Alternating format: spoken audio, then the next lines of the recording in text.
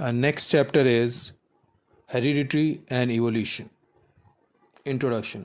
We know that the living organisms reproduce either by asexual or sexual method.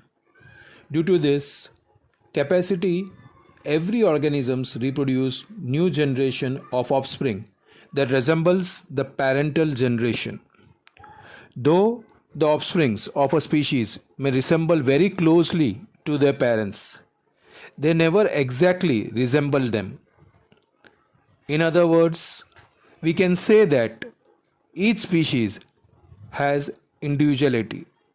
That is, each species is recognizable by certain specific characteristics. By the process of gradual and continuous change, living organisms have evolved to exhibit a wide diversity. In this chapter, we will be studying about heredity, variation, sex determination, and also about the evidences of evolution. Next topic is heredity.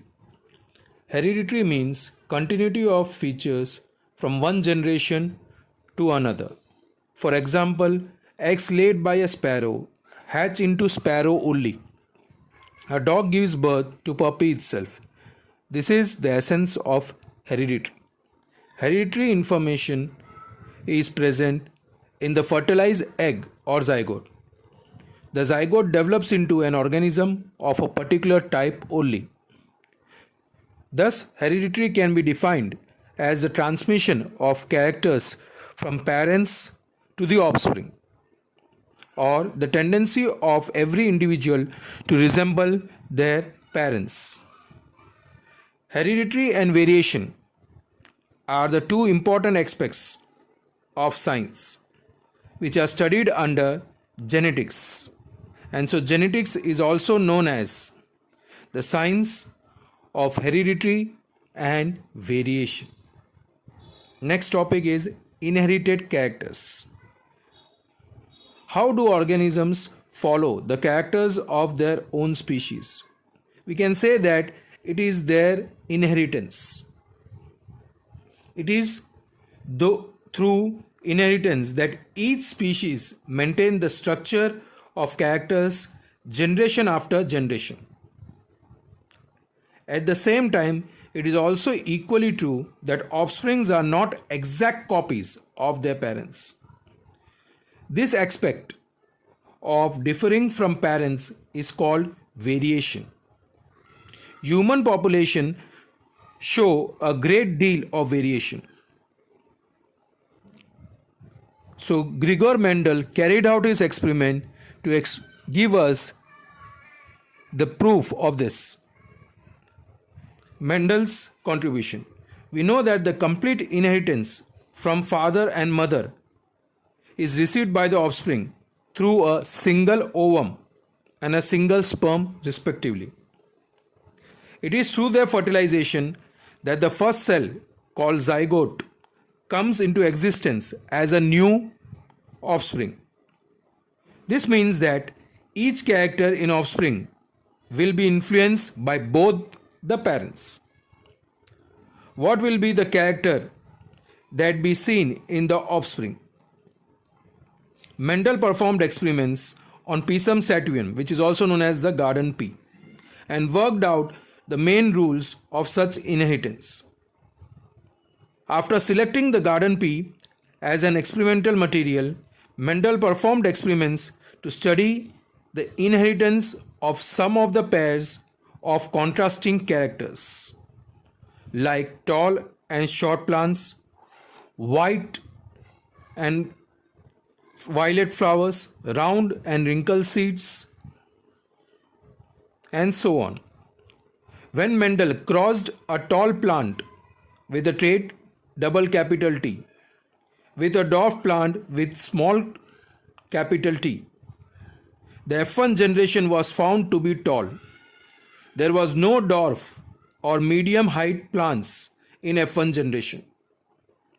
This means that only one of the parental characters were seen. But when F1 generation plants were self-fertilized, it was found that Some plants were dwarf, that is 25%, whereas some were tall, 75% in F2 generation. This indicates that both tallness and dwarfness characters when inherited in F1 generation from the parents, but only the character of the tallness was expressed. Thus, two copies of each character are inherited in each sexually producing organisms, which may either be identical or different. The experiment indicated that the plants having either double capital T or small capital T and capital T traits for height were tall, while with small capital T traits were dwarf. In other words, we can say that the single trait capital T is enough for making plant tall, but for dwarfness traits two small t are required. Thus here capital T is the dominant trait and small t is the recessive trait. Next topic is, how do these traits get expressed? For this, Mendel carried out a second experiment in which he selected two different characteristics in a plant. He crossed a plant having yellow and round seeds with a plant having green and wrinkled seeds. In F1 generation, all the plants were with yellow and round seeds, indicating that yellow and round seeds are dominated characteristics. When the plants of F1 generation are self-pollinated, plants along with the parental combinations, a new combination was formed. This indicates that the yellow and green seeds characteristics and the round seeds and wrinkled seeds characters are independently inherited. The gene is the unit of heredity. Genes are located on DNA in a linear order. Each gene exercises its function by synthesizing specific protein which is responsible for the expression of characteristics. How do proteins control the characteristics? For this, let us consider the height as a characteristic of the plant. We know that the plants have hormones that can trigger growth. So height of the plant depends upon the amount of particular hormone. The synthesis of the hormones is catalyzed by a particular type of enzyme, and the synthesis of enzymes is regulated by genes which are located on DNA. It means if enzyme is synthesized in required amount and is working efficiently, a lot of hormones will be made and the plant will be tall. However, if the gene has alteration that makes the enzyme less efficient, the amount of hormone will be less and the plants will be dwarf. This clearly indicates that characteristics or traits are under the control of genes. Next topic is sex determination in human. How is the sex of a new individual determined? Different species use different mechanism for this. Some rely on the environmental factor like temperature. The temperature at which fertilized eggs are kept determines whether the animal developing in the eggs will be male or female. In other animals, such as snails, individuals can change sex, indicating that sex is not genetically determined. However, in human beings, the sex of the individual is genetically determined. Thus, the mechanism to determine the sex of an individual is known as sex determination. In human beings, the sex will be determined by the genes located on the chromosomes, which are inherited from parents to offspring. In humans, 23 pairs of chromosomes occur, in which 22 pairs are autosomes. They are similar in male and female. In female, 23rd pair consists of two similar X sex chromosome. In male, one chromosome in 23rd pair is like X chromosome in woman. Its homologous chromosome is smaller in size and is called Y chromosome. All eggs of a female are similar. Each egg contains 22 autosomes and one X sex chromosome. Male produces two types of sperms. 50% of sperms carry X sex chromosome, while the other 50% carry Y sex chromosome. When a sperm carrying X chromosome fertilizes an egg, the zygote develops into a female, while a sperm carrying Y chromosome fertilizes an egg, the zygote develops into a male. In human, the presence of Y chromosome is obligatory for maleness. When the zygote is formed and the embryo development occurs, the sexual cells which are formed are undifferentiated. They can develop either into testes or into ovaries. If the zygote contains Y sex chromosome, the gonads differentiate into testes, whereas the testes produce male sex hormones and stimulate the development of a male individual. Next topic is evolution. On this earth, a numerous number of different types of plants and animals are present.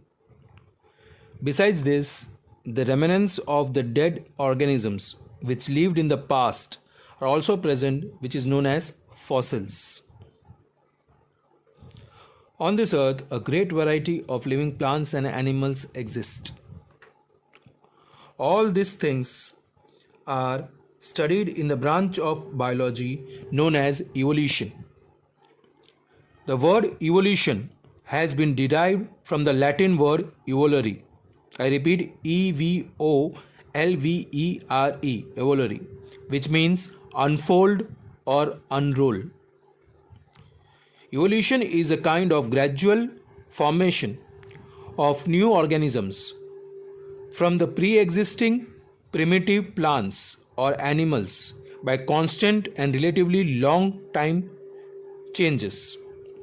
Thus, evolution is the sequence of gradual changes which have taken place over millions of years in the primitive plants and animals from which new species are formed. The evolution is a constant process which is taking place in the primitive organisms since life is originated.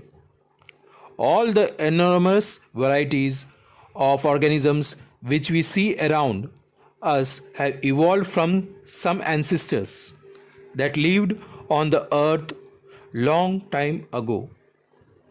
Next topic is acquired and inherited traits.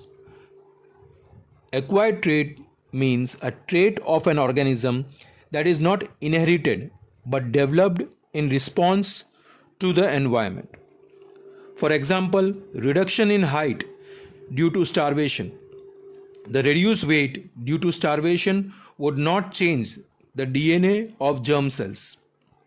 Thus, reduced weight is not a trait that can be inherited by the future generation of starving organisms. Another example of acquired trait are cut tail of mouse or a man who can know how to swim or speak German or roller skate or may have scar on the face due to accident. Thus, the man is not born with these acquired traits and he cannot pass on these traits to his offspring. The reason for this because only those traits inherited to their progeny where change has occurred in the genes in the gametes of the organism during the process of reproduction. Thus, the changes in the non-reproductive body cells of an organism cannot be transmitted to the progeny, whereas the trait of an organism which is caused by a change in its DNA is known as inherited traits. For example, there is a population of red beetles which live in bushes with green leaves. Suppose a color variation arises during reproduction in the gene of the reproductive cells. One green color beetle arises instead of red color. Hereby, the green color of the beetle is an inherited trait which can be transmitted to the next generation. This is the essence of the idea of evolution. Next topic is evolution and classification. Among organisms, we find similarities that will allow us to classify them into groups and study in detail. The main characteristics of plants is that they can do photosynthesis, while animals cannot do. The cell is the basic fundamental unit of life. The next characteristic of classification is that not all the organisms possesses cell. Among various organisms, the basic characteristic of the cell design is also different. Some organisms, like bacterial cell, do not have nucleus. Organisms with nucleated cells are of two types, unicellular and multicellular. And there is a difference in the body design because of the specialization of cells and tissues. The next are the tracing of the evidences of fossils. Homologous organs. Those organs which have the same internal structure but different functions are called homologous organs. For example, the basic design of the bones or forelimbs of a frog, a lizard, a bird, a bat, and a man is similar in their internal structures, but they perform different types of function. This indicates that all these forelimbs have evolved from a common ancestor which has a same basic internal structure. Next is analogous organs. Organs which have different basic design but have similar appearance and carry out similar functions are called analogous organs. For example, the wings of the insect and the bird have different structures but perform similar functions.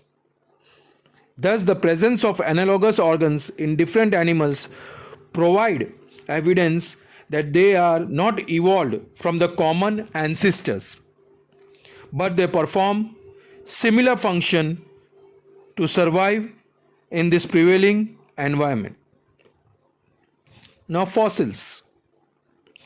The impression of dead plants or animals that lived in the past are known as fossils.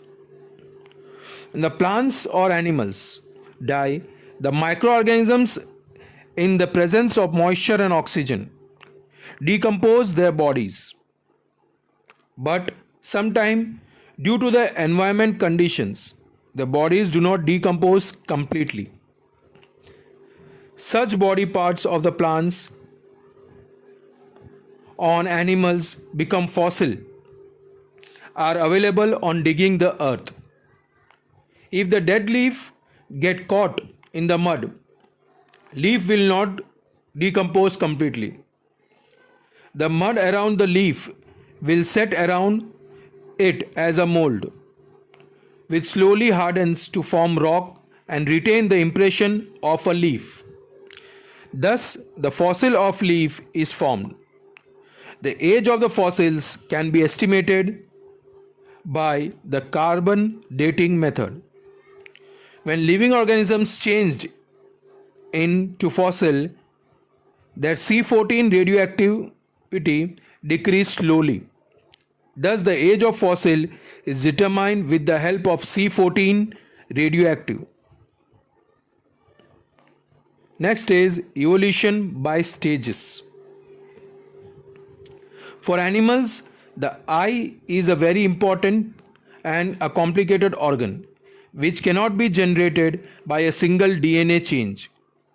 The eyes of animals have been created in stages after many generations. First of all, eye was formed in planaria. The eyes of the planaria, that is flatworm, are very simple and are just like eye spots which detect light. These simple eyes provide a survival advantage to planaria. Thus, eye seems to be very popular adaptation. Most of the animals like insects, octopus, invertebrates, vertebrates have eyes. The structure of the eye in the above organism is different, which suggests that the evolution of an eye is an example of evolution by stages. Next, feathers. For example, in some dinosaurs, feathers could not be used for flying but provide insulation in cold weather. But later, they might become useful for flight. Birds, however, later adapted to flight. Thus, the presence of feathers in world tell us that birds are very closely related to reptiles. Since dinosaurs which have feathers were reptiles. Now, related to analogous organ. We have learned that very dissimilar looking structures evolved from the common ancestral body design. But those are all guesses about what happened in the history long time ago. Are there any present time examples of such a process? The best example is wild cabbage. It provides the evidence that completely dissimilar looking plant can evolve from the wild cabbage by the process of evolution. The only difference here is that we are using artificial selection evolution rather than natural selection.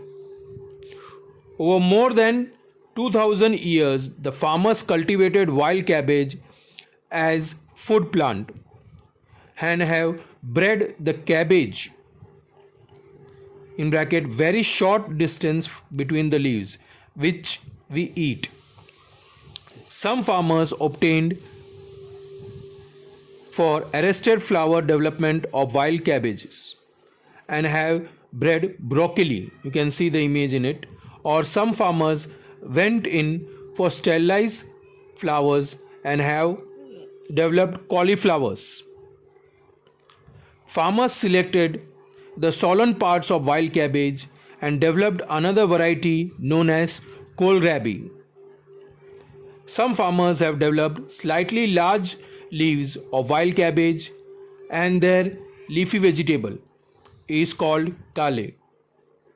Now, wild cabbage is the ancestor of cabbage, broccoli, cauliflower, kohlrabi and kale, where it is obtained by the artificial selection by farmers, and they look different from wild cabbage which is their ancestors.